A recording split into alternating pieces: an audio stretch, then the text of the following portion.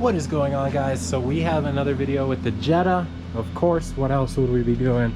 So I have the front bumper off, I have my little tray thing out, and this intake is coming off, and we are actually going to route it straight from the throttle body and down through this hole and get rid of this restriction right here.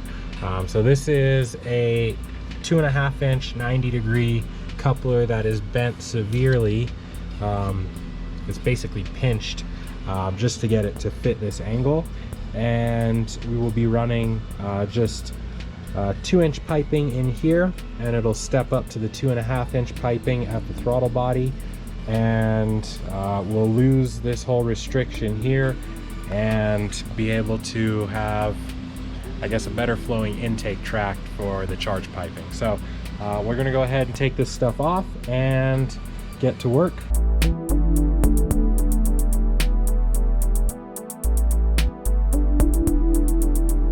Alright guys, so I am happy with how this is coming along. So we have it loosely fitted, intercooler is back on, everything is connected. So it comes out of the turbo. That is a 2-inch outlet, goes into 2-inch piping all the way around, straight down right over here. It'll go into the intercooler here, which is a 2.25 inch input and output on the intercooler. And then back to the 2-inch piping. We're going to use this old charge pipe just because it fits nice and snug in here. And then we are going up a 15-degree bend and then a 45-degree bend up here, connected with a merge pipe, and then into the 135-degree mandrel bend, and then into the 90-degree mandrel bend, and then a step up from 2-inch to 2.5. Sorry, I almost messed up. 2-inch to 2.5, and this will be the blow-off valve pipe.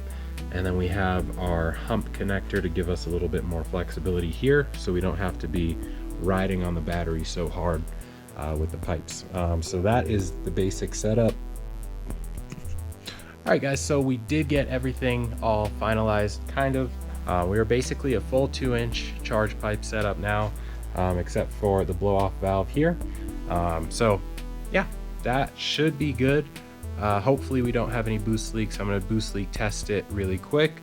The other day I was boost leak testing as well, and then I did notice that the elbow that leads into the turbo, so same as this one, this is a new one, but it had wore a hole. It was resting on the body of the car and actually wore a hole on the backside. So that is another reason why my car kept going into limp mode. Couldn't figure it out, but glad I just decided to check that, and felt a huge air leak, and that was it. So this one we are going to position a little bit more forward and closer to the turbo itself, so it doesn't do that, and now we have more room to do that. So a big part of why it was sitting how it was because that little airbox thing that I had made, it had to be in a specific spot in order to get the intake pipe to actually get the velocity stack into it and fit right. So it was just, I don't know, this is going to make things a lot easier in the long run. We'll have more room to play with the intake setup and all of that, and I think it'll just be a little bit less restrictive than the old setup. I keep meaning to take these off. I just remembered. Yeah. All right, guys, so we have everything put back together except for the bumper and the driver's side headlight, but everything else checked out. We did a boost leak test, everything held. I did find a couple little leaks just in some small areas, fixed those, and then we put the intake back together. I went ahead and just dropped in the tray that I had made, and it kind of fits well, so I might keep it. We'll just make some points of contact, I guess, in the engine bay, so I could just make it a little extension and bolt it in right here. We can bolt it in back here where I was gonna bolt it in, and yeah, just kind of keep it because it doesn't look so bad.